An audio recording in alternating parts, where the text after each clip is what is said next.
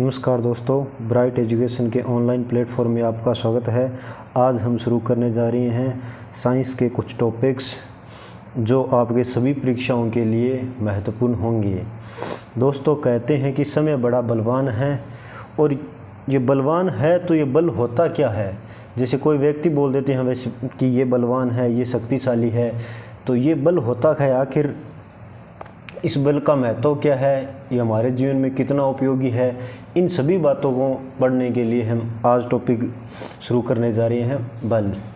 देखो दोस्तों, बल में हम क्या क्या पढ़ेंगे। पहले बल का महत्व क्या होता है, बल जरूरी क्यों है, बल के प्रकार कितने हैं, बल के कार्य क्या हैं, ये सभी बातें हम आज इस टॉपिक में पढ़ेंगे। तो देखो, पहले देखते हैं दोस्तों कि बल होता क्या है। बल सीधी भाषा में बात करें तो बल होता है धक्का देना या खींचना। धक्का देना या खींचना, किसी वस्तु को हम धक्का दे रहे हैं या खींच रहे हैं तो इसका मतलब क्या है, उसमें हम किसका यूज़ कर रहे हैं, बल का प्रयोग कर रहे हैं। अब देखो, बल के कार्य क्या होते हैं। बल के कार्य 2 नंबर पर बात करते हैं बल के कार्य। पहला कार्य होता है किसी स्थिर वस्तु को गतिशील कर देना, यानी स्थिर वस्तु को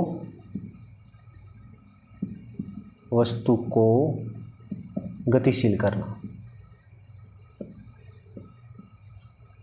गतिशील करना। 2 नंबर, गतिशील वस्तु को स्थिर करना या गतिशील वस्तु के वेग में परिवर्तन करना, ये हो गया बल। और 3 नंबर मेन बात आती है कि वस्तु के दिशा में परिवर्तन कर देना। वस्तु की दिशा में परिवर्तन करना। परिवर्तन। अब मोटी मोटी 3 बात आती है। पहले देखते हैं कि बल है क्या। बल क्या होता है, धक्का देना या खींचना क्या कहलाता है। बल साधारण बात है। बल के कार्य क्या है, यानी स्थिर वस्तु को गतिशील कर देना। कोई भी वस्तु स्थिर है, जैसे ये मार्कर है, ये स्थिर है, इसमें हमने क्या है, बल लगाया। बल लगाने ये क्या, गतिशील होगी। गतिशील वस्तु के वेग में परिवर्तन कर देना। बल लगाकर किसी वस्तु के वेग में परिवर्तन कर सकते हैं, बढ़ा सकते हैं, कम कर सकते हैं, न्यूनतम कर सकते हैं। वस्तु की दिशा में परिवर्तन कर देना, ये होता है बल के कार्य।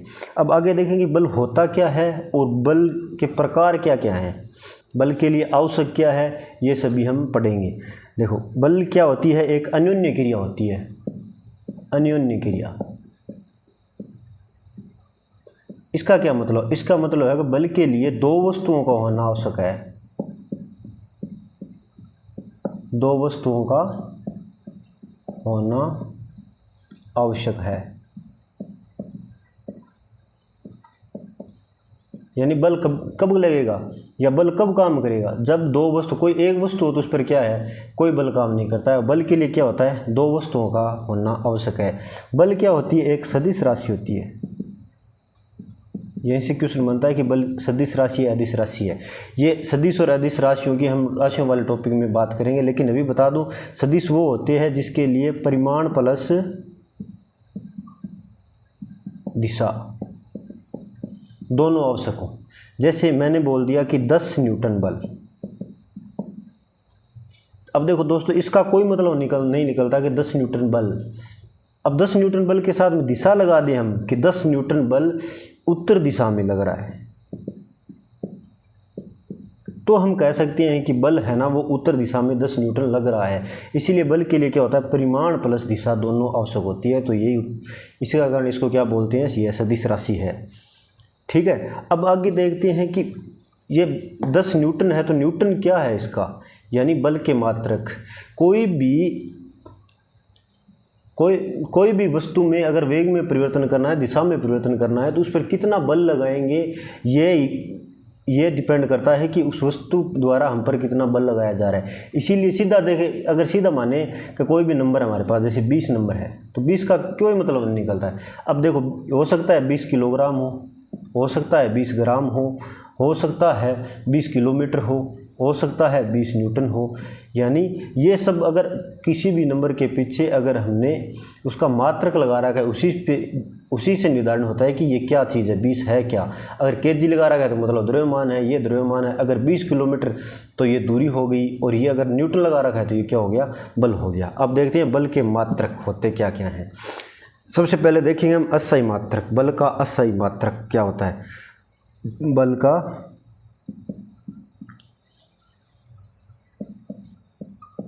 अस्थायी मात्रक, बल को किसे लगते हैं? फोर्स, अफ से, FORCE फोर्स। ठीक है, तो अफ बराबर क्या हो गया, ma।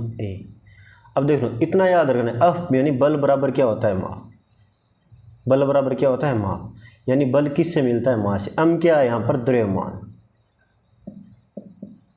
और ए क्या है यहाँ पे, त्वरण। यानी द्रव्यमान इंटू त्वरण को क्या बोलते हैं, बल बोलते हैं। हम इसका क्या देख रहे हैं, अस्थायी मात्रा। अब देखो, द्रव्यमान को अस्थायी पद्धति में किससे लिखते हैं, किलोग्राम से, केजी से, और त्वरण को किसे लिखते हैं, मीटर बटा सेकंड स्क्वायर से। तो क्या बन गए, किलोग्राम इंटू मीटर बटा सेकंड स्क्वायर। इसी को क्या बोलते हैं, न्यूटन। तो बल का अस्थायी मात्रक क्या हो गया, न्यूटन। समझ में इतनी बात है। अब देखते हैं इसका सीजीएस पद्धति मात्रक। सीजीएस में मात्रक वही हो गया, सीजीएस में मात्रक। तो F बराबर क्या हो गया, ma। अब देखो, सीजीएस पद्धति में द्रव्यमान किस में लेते हैं, ग्राम में, और त्वरण का क्या होता है, यहाँ पर क्या था, मीटर प्रति सेकंड स्क्वायर, यहाँ पर क्या होता है, सेंटीमीटर प्रति सेकंड स्क्वायर। तो F बराबर क्या हो गया, अब ग्राम इंटू सेंटीमीटर बटा सेकंड स्क्वायर को बोलते हैं डाइन।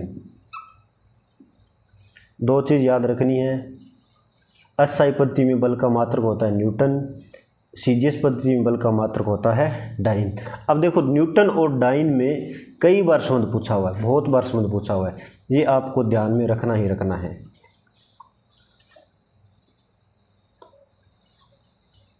अस्थायी पद्धति में क्या मात्रक था, न्यूटन, और सीजीएस पद्धति में मात्रक क्या था, डाइन। अभी देखो, न्यूटन और डाइन में क्या है, तो 1 न्यूटन बराबर क्या होता है, 10⁵ डाइन।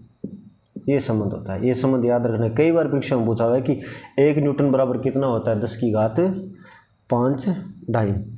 अब एक और मात्रक रह गया इसका, FPS पद्धति में क्या होता है, वही देखेंगे। FPS पद्धति में देखें तो F बराबर ma। FPS पद्धति में क्या हो जाएगा,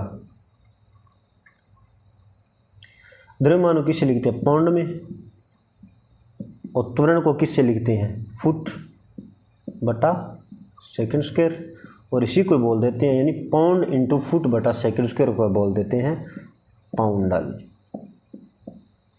समझ में आई बात। 3 मात्रक हो गए, अस्थायी पद्धति में न्यूटन, सीजीएस पद्धति में डाइन, और FPS पद्धति में पाउंडल। अब देखो दोस्तों, जैसे न्यूटन और डाइन में संबंध देखा था, वैसे ही पाउंडल और डाइन में भी संबंध होता है। तो 1 पाउंडल बराबर क्या होता है, 13,825.7 पाउंड। ये हो गया इसमें संबंध। ये इतना ज़रूरी नहीं है, ज़रूरी कौन सा है ये, कि पहली 3 बातें याद रखेंगे इसमें से, कि बल का मात्रक, अस्थायी मात्रक क्या होता है, न्यूटन, सीजीएस मात्रक क्या होता है, डाइन। 1 न्यूटन बराबर 10⁵5 डाइन, और FPS पद्धति मात्रक होता है पाउंडल। 1 पाउंडल बराबर 13,825.7 पाउंड होता है। अब दोस्तों देखते हैं आगे कि बल के प्रकार कौन कौन से होते हैं। तो अनुभव के आधार पर पहले देखेंगे हम, किस पे, अनुभव के आधार पर। अनुभव के आधार पर बल के प्रकार।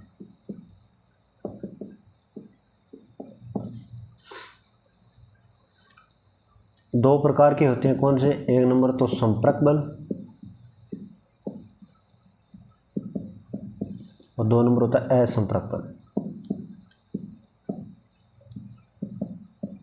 यानी दो वस्तुओं के मध्य संपर्क होना जरूरी होता है संपर्क बल में, और दो वस्तुओं के मध्य संपर्क होना जरूरी नहीं होता है कौन से, असंपर्क बल में। अब देखते हैं कि संपर्क बल कौन से होते हैं, असंपर्क बल कौन से होते हैं। संपर्क बल में क्या हो गया, छूना आवश्यक हो गया, छूना आवश्यक, और असंपर्क बल में छूना आवश्यक नहीं होता है। संपर्क बल के उदाहरण 1 नंबर कौन सा देखें हम, संपर्क बल, और इसके उदाहरण जैसे पेशीय बल हो गया, यानी हमारी मांसपेशियों द्वारा जो बल लगता है वो कौन सा होता है, संपर्क बल हो गया। घर्षण बल हो गया, घर्षण बल में दो वस्तुओं का आपस में छूना जरूरी होता है। प्रतिक्रिया बल हो गया, प्रतिक्रिया बल हो गया। उत्प्लावक बल हो गया, उत्प्लावक बल हो गया। तनाव बल हो गया, ये सभी क्या है, संपर्क बल। 2 नंबर कौन सा है, असंपर्क बल। असंपर्क बल में क्या होता है, छूना आवश्यक नहीं होता। जैसे गुरुत्वाकर्षण बल हो गया, गुरुत्वाकर्षण बल। विद्युत बल हो गया, विद्युत बल। समझ में आ गई। अनुभव के आधार पर सबसे पहले देखते हैं हम संपर्क और असंपर्क बल। संपर्क बल में क्या होता है, छूना आवश्यक होता है, और असंपर्क बल में छूना आवश्यक नहीं होता है। संपर्क बल के उदाहरण कौन से होते हैं, पेशीय बल हो गया, घर्षण बल हो गया, प्रतिक्रिया बल हो गया, उत्प्लावक बल हो गया, तनाव बल हो गया। ठीक है दोस्तों। और असंपर्क बल में क्या हो गया, गुरुत्वाकर्षण बल हो गया और विद्युत बल हो गया। 2 नंबर देखते हैं हम संतुलन के आधार पर।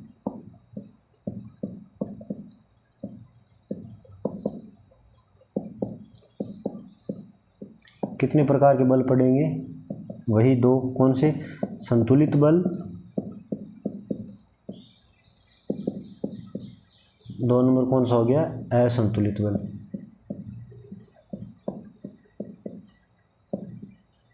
इसमें कुछ खास नहीं है, बस सीधा बता देता हूँ आपको कि संतुलित बल वो होता है कि जब कोई एक वस्तु है, जिस ये वस्तु है, इस पर एक से अधिक बल लग रहे हैं, यानी एक वस्तु पर एक से अधिक बल लग रहे हो और इसकी दशा या दिशा में कोई भी परिवर्तन नहीं कर देते, तो नहीं करते हैं, तो वो क्या होता है, संतुलित बल होते हैं।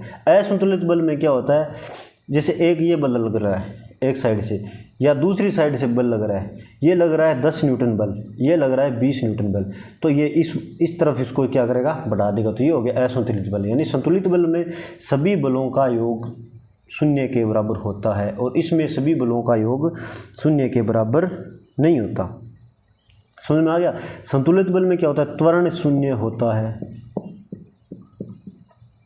इसमें त्वरण 0 नहीं होता। अब देखो, संतुलित बल के द्वारा ही किसी वस्तु की आकृति, आकार और दिशा में परिवर्तन किया जा सकता है, लेकिन असंतुलित बल के द्वारा किसी वस्तु की आकार में परिवर्तन नहीं किया जा सकता, केवल दिशा में परिवर्तन किया जाता है। संतुलित बल में दिशा में परिवर्तन नहीं होता है, असंतुलित बल में दिशा में परिवर्तन हो जाता है। इसके बाद देखते हैं मूल रूप से कितने बल होते हैं। मूल रूप से देखो, मूल रूप से बल के 4 प्रकार बताए गए हैं। कौन कौन से बल, 1 नंबर गुरुत्वाकर्षण बल, 2 नंबर होता है दुर्बल बल, 3 नंबर होता है विद्युत चुंबकीय बल, और 4 नंबर होता है नाभिकीय बल।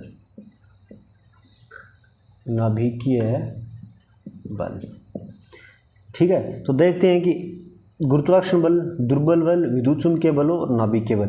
सबसे प्रबल बल होता है नाभिकीय बल, उससे प्रबल होता है विद्युत, उससे दुर्बल होता है विद्युत चुंबकीय, उससे दुर्बल होता है दुर्बल बल, और सबसे दुर्बल बल कौन सा होता है, गुरुत्वाकर्षण बल।